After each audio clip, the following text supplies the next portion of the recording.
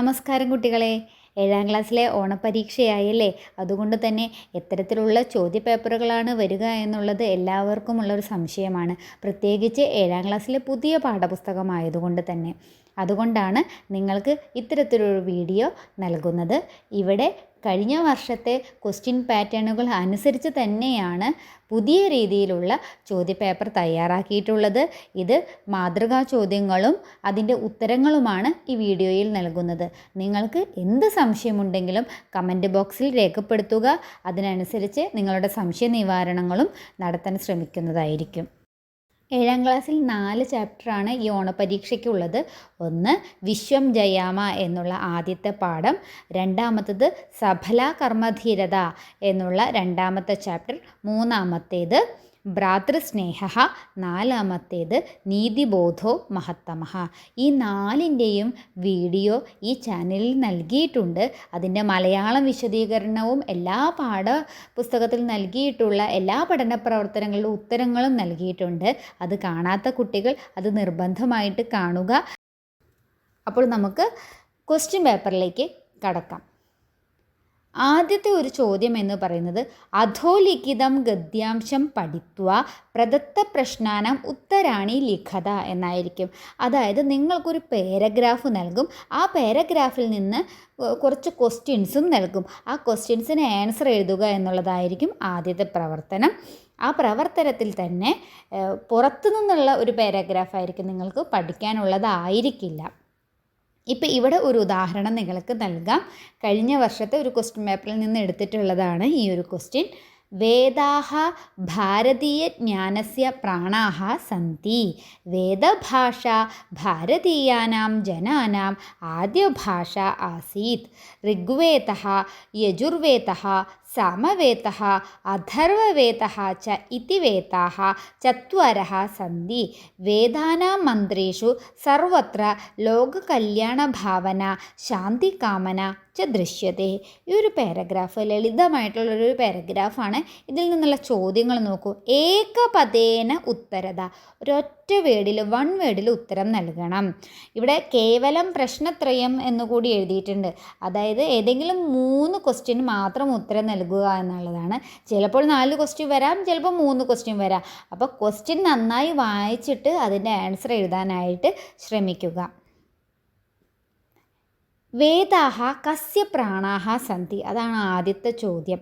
വേദാഹ കസ്യ പ്രാണാഹ സന്തി. ഇവിടെ എന്താണ്? ഭാരതീയ ജ്ഞാനസ്യ പ്രാണാഹ സന്തി അല്ലേ. അപ്പോൾ എന്തായിരിക്കും? ഒറ്റ വാക്കിൽ ഉത്തരം എഴുതണം അല്ലേ.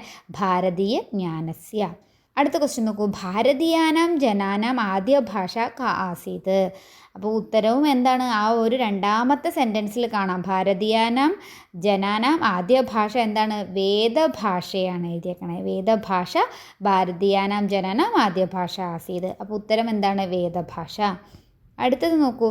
വേദാഹ കതി സന്തി. ഇവിടെ ചോദ്യമുണ്ട് വേദങ്ങൾ എത്ര എണ്ണം ഉണ്ട് എന്നാണ്. അപ്പോൾ ഇവിടെ സെൻറ്റൻസിൽ മൂന്നാമത്തെ സെൻറ്റൻസിൽ അതിൻ്റെ ഒരു ഉത്തരമുണ്ട്. ഋഗ്വേദഃ, യജുർവേദഃ, സമവേദഃ, അഥർവവേദഃ ച ഇതി വേദാഹ ചത്വാരഃ സന്തി. അപ്പോൾ ചോദ്യം കതി എന്നാണ്, എത്ര എന്നാണ്. അപ്പോൾ നമുക്ക് പേരൊന്നും എഴുതണ്ട, 4 എന്നുള്ള ഉത്തരം എഴുതിയാൽ മതി. ചത്വാരഃ. അടുത്തത് നോക്കൂ. കെ ഭാരതീയ ജ്ഞാനസ്യ പ്രാണാഹ സന്തി. അത് നിങ്ങൾക്ക് ആദ്യത്തെ വരിയിൽ കാണാം. വേദാഹ. ഇനി മറ്റൊരു പ്രവർത്തനം എന്ന് പറയുന്നത് യഥോചിതം യോജയത എന്നുള്ളതാണ്. അതായത് ചേരുംപടി ചേർക്കുക, മാച്ച് ദ ഫോളോയിങ് എന്ന് പറയുന്നത്. ഇപ്പോൾ ഇവിടെ 7ാം ക്ലാസ്സിൽ പൊതുവെ കണ്ടിട്ടുള്ളത് സമാനാർത്ഥക പദങ്ങൾ യോജിപ്പിക്കാനായിരിക്കും കൂടുതലായിട്ട് വരിക. ഇനി ചിലപ്പോൾ മറ്റ് പാഠഭാഗത്തിൽ നിന്നുള്ള ചോദ്യങ്ങളും വരാനുള്ള സാധ്യതയുണ്ട്. ഇപ്പോൾ നോക്കാം നമുക്ക്. ശാശ്വതം എന്നുള്ളതിൻ്റെ അർത്ഥമാണ് നിത്യം, സന്തതം, സദാ, രാജ, അധിപഃ, കാപട്യം, പ്രതാരണ. അപ്പോൾ എന്താണ്? നിങ്ങൾക്ക് ടിപ്പണി പുസ്തകത്തിൽ അധ്യാപികയോ അധ്യാപകനോ നിങ്ങൾക്ക് പുതിയ നൂതന പദങ്ങളും അതിൻ്റെ സമാനാർത്ഥ പദങ്ങളും നൽകിയിട്ടുണ്ടായിരിക്കും. അപ്പോൾ അത് എന്തായാലും നന്നായിട്ട് പഠിക്കാനായിട്ട് ശ്രമിക്കുക. ഇവിടെ നോക്കൂ. ഇവിടെ എല്ലാ പാഠത്തിൻ്റെയും, അതായത് 4 പാഠത്തിൻ്റെയും നൂതന പദങ്ങളും അതിൻ്റെ അർത്ഥവും സംസ്കൃതത്തിലുള്ള അർത്ഥവും കൈരളി ഭാഷയിലുള്ള അർത്ഥവും നൽകിയിട്ടുണ്ട്. ഇത് ബൈഹാർട്ട് ചെയ്തിട്ട് വേണം പരീക്ഷയ്ക്ക് പോകാനായിട്ട്. അങ്കനീയ, അങ്കനായ യോഗ്യ. ഉപരത മൃതാഹ, ദീപ്തഃ ശോഭമാനഃ, പാദരക്ഷ പാദുകം, സൈനികഃ ഭടഃ എന്ന് തുടങ്ങി പിന്നീട് അർദ്ദിതം പീഡിതം, വൃത്തേ പ്രവൃത്തെ, അധിപഃ രാജ, സവിസ്തരം സവിശദം, അചിരാത് അവിലംബേന, സഹജഃ സഹജാതഃ. ഇങ്ങനെ പാഠപുസ്തകത്തിൽ നൽകിയിട്ടുള്ള എല്ലാ അർത്ഥത്തിൻ്റെയും സംസ്കൃത പദം ഇവിടെ നൽകിയിട്ടുണ്ട്. ഇതുകൂടാതെ നിങ്ങളുടെ അധ്യാപകന്മാരോ നൽകിയിട്ടുള്ള സമാനാർത്ഥക പദങ്ങൾ കൂടി ബൈഹാർട്ട് ചെയ്ത് പോകാനായിട്ട് ശ്രമിക്കണം. 2 തരത്തിലുള്ള ചോദ്യങ്ങൾ വരാനുള്ള സാധ്യതയുണ്ട് ഈ സമാനാർത്ഥക പദങ്ങൾ ഉപയോഗിച്ചിട്ട്. മറ്റൊരു ക്വസ്റ്റ്യൻ കുറച്ച് കഴിഞ്ഞതിന് ശേഷം വീണ്ടും പറഞ്ഞു തരാം. ഇനി അടുത്തൊരു ഭാഗം നോക്കൂ. കോഷ്ടകാത് ഉചിതം പദം ചിത്വ കവിതാം പൂരയതു എന്നുള്ള ഒരു പ്രവർത്തനം വരാനുള്ള സാധ്യതയുണ്ട്. ഇവിടെ നിങ്ങൾക്ക് ഒന്നാമത്തെ പാഠം ഒരു കവിതയാണ് അല്ലേ. അപ്പോൾ അതിൻ്റെ ഒന്നെങ്കിൽ അതിൽ നിന്നുള്ള ഏതെങ്കിലും ഒരു പാർട്ടായിരിക്കും, അല്ലെങ്കിൽ ഭ്രാതൃസ്നേഹ എന്ന് പറയുന്ന രാമായണത്തിലെ കിഷ്കിന്ധാകാന്ഡത്തിലെ 58-ാം സർഗത്തിലുള്ള 4 മുതലുള്ള ശ്ലോകങ്ങൾ നൽകിയിട്ടുണ്ട്. ആ ശ്ലോകങ്ങളിൽ ഏതെങ്കിലും ഒന്ന് വിട്ടുപോയ ഭാഗം പൂരിപ്പിക്കാനായിട്ടും വരാം. ഇവിടെ നിങ്ങൾക്ക് ഒന്നാമത്തെ പാഠത്തിലെ ആ ഒരു പോയമാണ് കൊടുത്തിട്ടുള്ളത്. നോക്കൂ, കോഷ്ടകാത് ഉചിതം പദം ചിത്വ കവിതാം പൂരയതു. കോഷ്ടകത്തിൽ നിന്നത് ബ്രാക്കറ്റിൽ നിങ്ങൾക്ക് 3 വേർഡുകൾ കൊടുത്തിട്ടുണ്ട്. അതിൻ്റെ ഉചിതമായിട്ടുള്ളത് കണ്ടെത്തി എഴുതാനാണ് പറയുന്നത്. ശാന്തിരസ്തു സദാസ്തു സുഹൃദോ ഡാഷ് ജീവനെ സത്യ, വീണ്ടും ഫിൽ ചെയ്യാൻ, സമത്വസഹിതാഹ സഹജാഹ സർവദാ. എങ്ങനെയാണ് വരിക? ഒന്നാമത്തത് നീതിബോധവും, രണ്ടാമത്തത് ധർമ്മവും, മൂന്നാമത്തത് സന്തു എന്നുള്ള ഭാഗവുമാണ് യഥാക്രമം വരുന്നത്. ഇനി നമുക്ക് അടുത്ത ഒരു ചോദ്യം നോക്കാം. യഥോദാഹരണം പദദ്വയം യോജയതു. ഇങ്ങനെ വരാം, അല്ലെങ്കിൽ ഉദാഹരണാനുസരം സന്ധിച്ഛേദം ലിഖതു. 2 തരത്തിൽ ചോദ്യം ചോദിക്കാം. ഒന്നെങ്കിൽ 2 പദങ്ങൾ നൽകിയിട്ട് അത് യോജിപ്പിക്കൂ എന്നായിരിക്കാം, അല്ലെങ്കിൽ നിങ്ങൾക്ക് ഉദാഹരണം നൽകിയിട്ട് അതിൻ്റെ സന്ധിച്ഛേദം, അതായത് പദച്ഛേദം എഴുതാനായിരിക്കും വരിക. എന്തായാലും ഒരു ഉദാഹരണം നിങ്ങൾക്ക് തരും, അതിനനുസരിച്ച് എഴുതാനായിട്ട് ശ്രമിക്കുക. നോക്കൂ, ശാന്തിരസ്തു, ശാന്തി അധികം അസ്തു. അതേപോലെ ഒരെണ്ണം ചോദിച്ചേക്കാണ് സദാസ്തു. എങ്ങനെ യോജിപ്പിക്കാം? സദാ അധികം അസ്തു. മറ്റൊന്ന് മുനിസ്തത്ര, മുനിഹി അധികം തത്ര. ഗ്രാമസ്തത്ര എങ്ങനെ എഴുതണം? ഗ്രാമഃ അധികം തത്ര. ഈ ഉദാഹരണം നൽകിയതിനനുസരിച്ചിട്ടാണ് എഴുതേണ്ടത്. ഇതെല്ലാം നിങ്ങളുടെ പാഠപുസ്തകത്തിൽ നൽകിയിട്ടുള്ളതാണ്. അപ്പോൾ അത് ഏതൊക്കെയാണ് എന്നുള്ളതാണ് ഇവിടെ പറഞ്ഞിട്ടുള്ളത്. ഇനി മറ്റൊന്ന്, ഏകോപി ഏകഃ അധികം അഭി, പുത്രോപി പുത്രഃ അധികം അഭി, ഗ്രാമോയം ഗ്രാമഃ അധികം അയം, ദേശോയം ദേശഃ അധികം അയം. ഇനി മറ്റുള്ള പദച്ഛേദങ്ങൾ നിങ്ങളുടെ പാഠപുസ്തകത്തിൽ നൽകിയിട്ടുള്ള പദച്ഛേദങ്ങൾ കൂടി ഈ വീഡിയോയിൽ നൽകിയിട്ടുണ്ട്. അത് മുഴുവൻ ബൈഹാർട്ട് ചെയ്യാൻ ശ്രമിക്കണം കേട്ടോ. തഥാപി തഥാ അധികം അപി, ഇത്യാദീനി ഇതി അധികം ആദീനി, സൈനികൈശ്ച സൈനികൈഹി അധികം ച തുടങ്ങി 2-3 സ്ലൈഡുകളിലായിട്ട് നിങ്ങൾക്ക് ഇതിൻ്റെ പാഠപുസ്തകത്തിലുള്ള എല്ലാ പദച്ഛേദങ്ങളും നൽകിയിട്ടുണ്ട്. ഇനി അടുത്തൊരു ക്വസ്റ്റ്യൻ എന്ന് പറയുന്നത് ഉദാഹരണാനുസാരം വിഗ്രഹവാക്യം ലിഖതു. വിഗ്രഹപദം എഴുതാനായിരിക്കും പറയുക, അല്ലെങ്കിൽ കോഷ്ടകാത് ഉചിതം ഏകപദം ചിത്വ ലിഖതു എന്നാണ്. ഏകപദം എഴുതാനായിട്ടാണ് നൽകുക. ഇത് 2 വിഗ്രഹവാക്യത്തിൻ്റെ ആയിരിക്കും. അപ്പോൾ ഉദാഹരണം നമുക്ക് നോക്കിയാലോ. മധുരം ച തത് വചനം മധുരവചനം. അപ്പം മഹത്ത് ച തത് വനം ച എന്ത് വരും? മഹാവനം. ഉദാഹരണം മനസ്സിലായല്ലോ. ഇനി ടെക്സ്റ്റ് ബുക്കിൽ കൊടുത്തിട്ടുള്ള വിഗ്രഹവാക്യങ്ങൾ കൂടി നൽകിയിട്ടുണ്ട്. ഇതെല്ലാം പഠിക്കണം. അതിലൊന്നാണ് മഹാവനം എന്നുള്ളത്.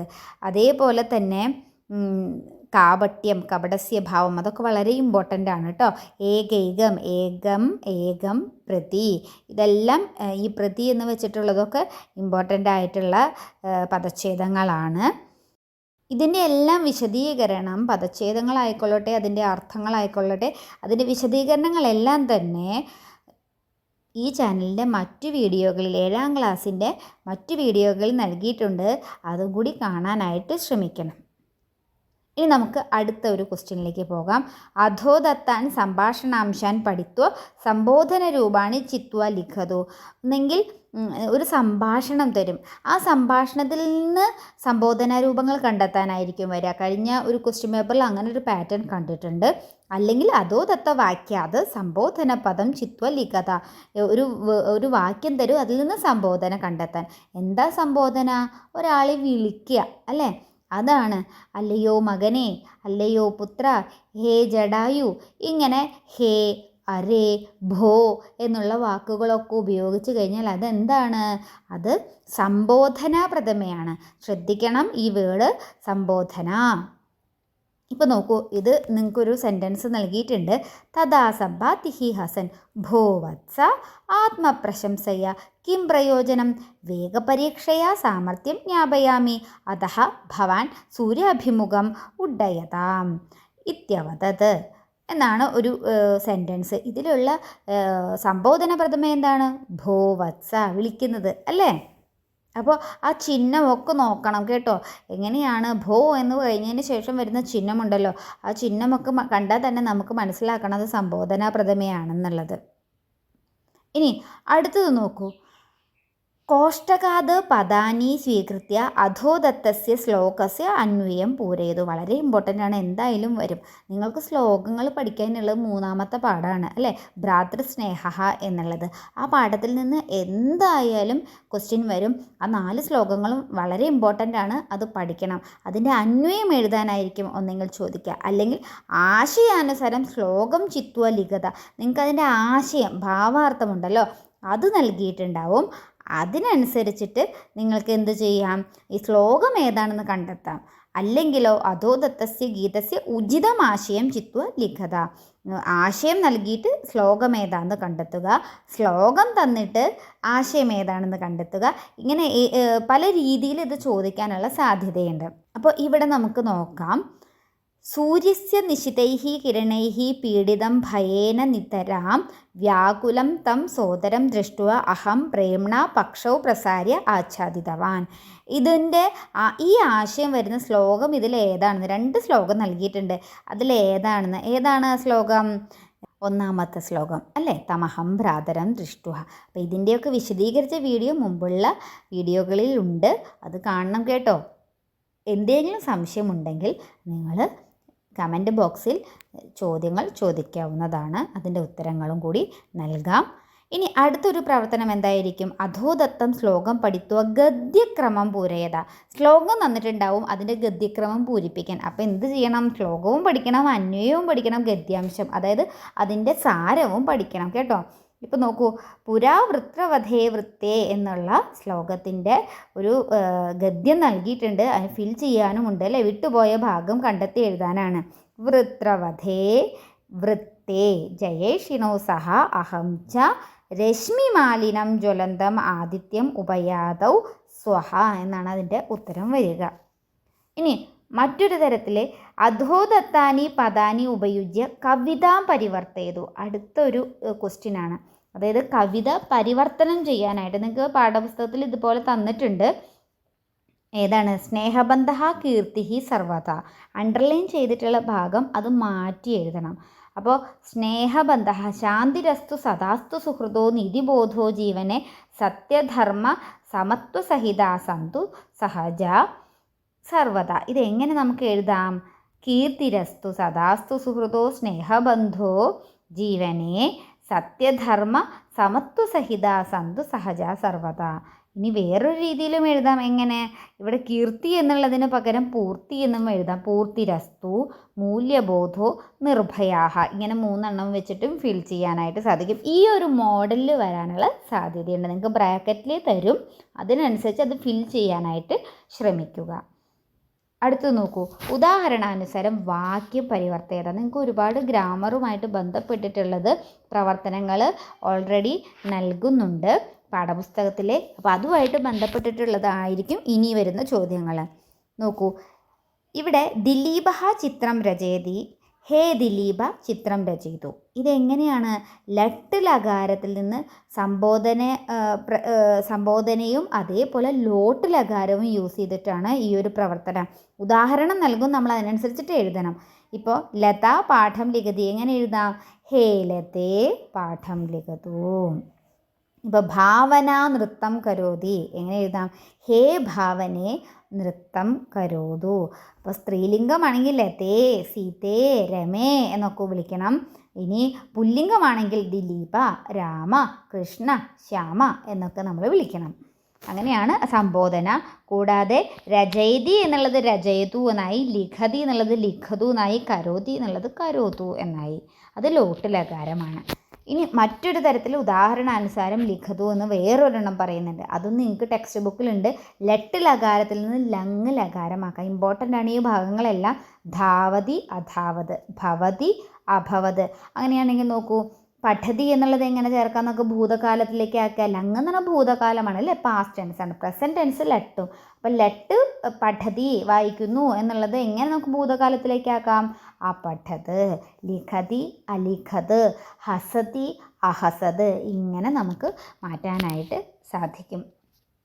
ഇനി വേറൊരു വാക്യം ചേഞ്ച് ചെയ്യാനുള്ളതാണ്. ച പുര ഇതി അവ്യയപദാനി ഉപയുജ്യ വാക്യാനി പരിവർത്തിയ ലിഖതു. ച പുര, ഇതിൽ ഏതെങ്കിലും ഒന്ന് ഉപയോഗിച്ചിട്ട് വാക്യം പരിവർത്തനം ചെയ്യാനാണ് പറയുന്നത്. ഇവിടെയും നോക്കൂ, ദിലീപ രാമായണം പഠതി, ദിലീപ മഹാഭാരതം പഠതി. കുട്ടികളായി നിങ്ങൾ ടെൻഷൻ അടിക്കേണ്ട ആവശ്യമില്ല, നിങ്ങൾക്ക് ഉദാഹരണം തരും, അതിനനുസരിച്ച് നോക്കി എഴുതിയാൽ മതി. ഇപ്പോൾ നോക്കൂ, ദിലീപൻ രാമായണം പഠിക്കുന്നു, ദിലീപൻ മഹാഭാരതവും പഠിക്കുന്നു. അതെങ്ങനെ നമുക്ക് ഒറ്റ വേർഡിൽ യൂസ് ചെയ്യാമെന്ന് വെച്ച് കഴിഞ്ഞാൽ ച ഉപയോഗിച്ചാൽ മതി. ആൻഡ് എന്നുള്ള അർത്ഥത്തിൽ. ദിലീപ രാമായണം മഹാഭാരതം ച പഠതി. മനസ്സിലായോ? ഇനി അടുത്ത് നോക്കൂ, സുരേഷ ക്ഷീരം പിബതി, സുരേഷ ഫലസാരം പിബതി. സുരേഷൻ പാലും കുടിക്കുന്നുണ്ട്, ഫ്രൂട്ട് ജ്യൂസും കുടിക്കുന്നുണ്ട്. എങ്ങനെ നമുക്ക് ഒരുമിച്ച് പറയാം? സുരേഷൻ പാലും ഫ്രൂട്ട് ജ്യൂസും കുടിക്കുന്നു. അപ്പോൾ ച എന്ന് യൂസ് ചെയ്യണം. സുരേഷ ക്ഷീരം ഫലസാരം ച പിബതി. ഇനി അടുത്ത് നോക്കൂ, ഇതം ഫലം വൃക്ഷേ ആസീത് ഫലം കണ്ടോലേ അസ്തി. എങ്ങനെ നമുക്ക് പുര എന്ന് വെച്ചിട്ട് എഴുതാം എന്നാണെങ്കിൽ, പുര ഇതം ഫലം വൃക്ഷേ ആസീത് ഇതാനും കണ്ടോലേ അസ്തി. ഈ ഒരു ഉദാഹരണം തന്നിട്ടുണ്ടാവും, വേറൊരെണ്ണം എഴുതാനാണ് പറയുക. മാർജാരഹ മഹാനസേ ആസീത് മാർജാരഹ ഗൃഹാങ്കണേ അസ്തി. പുര എന്ന് പറഞ്ഞാൽ പണ്ട്, ഇതാനും എന്ന് പറഞ്ഞാൽ ഇപ്പോൾ എന്നുള്ള അർത്ഥത്തിലാണ്. ആസീത് എന്ന് പറഞ്ഞാൽ ഉണ്ടായിരുന്നു എന്നാണല്ലോ, പാസ്റ്റ് ടെൻസ് ആണല്ലോ. അസ്തി എന്ന് പറഞ്ഞാൽ ഉണ്ടും. അപ്പോൾ എങ്ങനെയാണ്? പുര മുമ്പിൽ ചേർക്കുക. പുര മാർജാരഹ മഹാനസേ ആസീത് ഇതാനി ഗൃഹാങ്കണേ അസ്തി എന്ന് എഴുതുക. ഇനി അധോദത്തം വാക്യം പഠിത്വ ത്വാന്ത ല്യബന്ധ തുമന്നന്താനി അവ്യയാനി ചിത്വ ലിഖത എന്നാണ് പറയുന്നത്. അതായത് നിങ്ങൾ പഠിച്ചിട്ടുണ്ട് ത്വാന്തവും ല്യബന്ധവും തുമന്നന്തവും എങ്ങനെയാണ് കണ്ടെത്തുക എന്നുള്ളത്. അപ്പോൾ ഇവിടെ നോക്കൂ, ഗുരും പ്രണമ്യ സഹ പഠതി കാര്യം കൃത്വ ഗൃഹം ഗച്ഛ ഗൃഹാത് ആഗത്യ സഹ പാഠലീപുത്രം ഗതവാൻ പരീക്ഷാഫലം ജ്ഞാത്വാ സഹ അതിപ്രസന്നഃ അസ്തി അഹം ഹസിതും ഇച്ഛാമി. ഇതിലേതൊക്കെയാണെന്ന് കണ്ടെത്തണം നമ്മൾ. അപ്പോൾ നോക്കൂ, ഗുരും പ്രണമ്യ അത് ല്യബന്ധമാണ്. ഇവിടെ രണ്ടാമത്തെ വാചകത്തിൽ കൃത്വ അത് ത്വാന്തമാണ്. ആഗത്യ അതെന്താണ്? യ എന്ന് അവസാനിക്കുന്നുണ്ട്, ല്യബന്ധമാണ്. ജ്ഞാത്വ വായാണ് അവസാനിക്കണേ, അതുകൊണ്ട് ത്വാന്തമാണ്. ഹസിത്തും തും ആണ് അവസാനിക്കുന്നത്, അതുകൊണ്ട് അത് തുമന്നന്തമാണ്. ഇതും ഇമ്പോർട്ടൻ്റ് ആണ് കേട്ടോ. അടുത്തത് കോഷ്ടകാത് ഉചിതം പദം ചിത്വ ലിഖതാനാണ്. ഇതും മുമ്പ് പറഞ്ഞല്ലോ, സമാനാർത്ഥക പദം രണ്ട് തരത്തിൽ ചോദിക്കാമെന്ന്. അതിലൊരു തരം ഇതാണ്.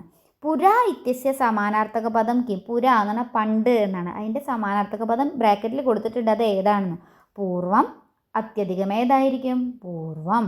മന്ത്രി ഇത്യർത്ഥകം പദം കിം. മന്ത്രി എന്നുള്ളതിൻ്റെ വേറൊരു പദം എന്താണ്? സജീവ രാജ. ഏതായിരിക്കും? സജീവ. ഇനി കഴിഞ്ഞ വർഷത്തെയൊക്കെ ക്വസ്റ്റ്യൻ പേപ്പറിൽ കണ്ടിട്ടുള്ളതാണ്. പദസൂര്യസ്യ സഹായേന ഉത്തരം ലിഖതു. പദസൂര്യൻ നൽകിയിട്ടുണ്ടാവും, അതിൻ്റെ സഹായത്തിൽ ചോദ്യങ്ങൾ കുറച്ചെണ്ണം നൽകിയിട്ടുണ്ടാവും. അതിന്ന് ഉത്തരങ്ങൾ നോക്കി എഴുതാനാണ് പറയുന്നത്. പദസൂര്യൻ കണ്ടു, രാമായണം, ആദികാവ്യം, സപ്ത, കിഷ്കിന്ധാകാണ്ഡേ, ജടായു, സമ്പാതി, ഭ്രാതരവ്, പക്ഷിണൗ എന്ന് നൽകിയിട്ടുണ്ട്. അപ്പോൾ ചോദ്യങ്ങൾ എന്താണ്? ആദികാവ്യം കിം. എന്താണ് ആദികാവ്യം? അതൊന്നും തന്നെ നോക്കി എഴുതുക വേണ്ടോ? രാമായണം. രാമായണേ കതി കാണ്ഡാനി സന്ധി, എത്ര കാണ്ഡങ്ങളുണ്ട് അവിടെ കൊടുത്തിട്ടുണ്ട്, സപ്ത. ഭ്രാതരവും പക്ഷിണൗക്കവും, ഭ്രാതരായിട്ടുള്ള സഹോദരങ്ങളായിട്ടുള്ള പക്ഷികളെ ആരൊക്കെയാണ്? സമ്പാദിയും ജടായുവും. പാഠഭാഗവും നിങ്ങൾ പഠിച്ച പാഠഭാഗത്തിലെ ഭ്രാതൃസ്നേഹം എന്നുള്ള പാഠഭാഗത്തിലെ രാമായണത്തെ കസ്മിൻ കാണ്ഡേ ഭവതി, അത് രാമായണത്തിലെ ഏത് കാണ്ഡത്തിലാണ് ഉൾപ്പെട്ടിട്ടുള്ളത്? കിഷ്കിന്ധാകാണ്ഡേ. ഇനി അടുത്തൊരു ചോദ്യം എന്ന് പറയുന്നത് സംഭാഷണാംശാൻ പൂരയത എന്നാണ്. സംഭാഷണം പൂരിപ്പിക്കാനാണ് പറയുക. നിങ്ങൾക്ക് ഓൾറെഡി ബ്രാക്കറ്റിൽ കൊടുത്തിട്ടുണ്ടാവും. അതിനനുസരിച്ച് സംഭാഷണം ചെയ്യണം. പാഠഭാഗവുമായി ബന്ധപ്പെട്ടിട്ടായിരിക്കും മിക്കതും ഇത് വരിക. അതുകൊണ്ട് തന്നെ 2 പാഠത്തിൽ നിന്നായിരിക്കും വരാനുള്ള സാധ്യത. ഒന്ന് ആമസോണുമായിട്ട് ബന്ധപ്പെട്ടിട്ടുള്ള ആ കഥയിൽ നിന്നും, സഫല കർമ്മധീരത എന്ന് പറയുന്ന ആ കഥയിൽ നിന്നും, മറ്റൊന്ന് ആ നീതിബോധവുമായിട്ട് ബന്ധപ്പെട്ടുള്ള രാജാവിൻ്റെ കഥയിൽ നിന്നും. 2ാമത്തെ പാഠത്തിൽ നിന്നും 4ാമത്തെ പാഠത്തിൽ നിന്നായിരിക്കും കോൺവെർസേഷൻ കൂടുതലും വരാം. ഇനി ജടായുവും സമ്പാദിയും തമ്മിലുള്ള ഒരു സംഭാഷണവും വരാനുള്ള സാധ്യതയുണ്ട് കേട്ടോ. അപ്പോൾ ഇവിടെ നിങ്ങളുടെ ടെക്സ്റ്റ് ബുക്കിൽ കൊടുത്തിട്ടുള്ള സംഭാഷണം തന്നെയാണ് ഇവിടെയും പറഞ്ഞിട്ടുള്ളത്. അപ്പോൾ ഇത്രയുമാണ് ഒരു സാമ്പിൾ ക്വസ്റ്റ്യൻ പേപ്പറിൻ്റെ മോഡൽ. ഈ മോഡൽ അനുസരിച്ചിട്ട് വരാം. ഇതേ ചോദ്യങ്ങൾ തന്നെ ആവർത്തിച്ച് വരണമെന്നില്ല. എങ്കിലും ഇത് നന്നായി മനസ്സിലാക്കിയതിന് ശേഷം പരീക്ഷയ്ക്ക് പോകാനായിട്ട് ശ്രമിക്കുക. കുട്ടികളായ നിങ്ങൾക്ക് എന്ത് സംശയമുണ്ടെങ്കിലും ചോദിക്കാം, കമൻറ്റ് ബോക്സിൽ രേഖപ്പെടുത്താം. മറ്റു കുട്ടികൾക്ക് കൂടി ഈ ഒരു വീഡിയോ ഷെയർ ചെയ്യാനായിട്ട് ശ്രമിക്കേണ്ടതാണ്. ഇനി നിങ്ങൾക്ക് ഇതുമായി ബന്ധപ്പെട്ടിട്ടുള്ള ലൈവ് ക്ലാസ്സുകളോ മറ്റോ വേണമെങ്കിൽ ആ അഭിപ്രായം കൂടി കമൻറ്റ് ബോക്സിൽ രേഖപ്പെടുത്തിയാൽ നമുക്ക് പരീക്ഷയ്ക്ക് മുമ്പ് തന്നെ ലൈവ് ക്ലാസ്സുകളും നൽകാനായിട്ട് ശ്രമിക്കാം. അപ്പോൾ എല്ലാ കുട്ടികൾക്കും നല്ലൊരു ഓണപ്പരീക്ഷ ആശംസിക്കുന്നു. എല്ലാവർക്കും നല്ല വിജയം കൈവരിക്കാൻ സാധിക്കട്ടെ എന്ന് സർവേശ്വരനോട് പ്രാർത്ഥിച്ചുകൊണ്ട് നിർത്തുന്നു. നന്ദി, നമസ്കാരം.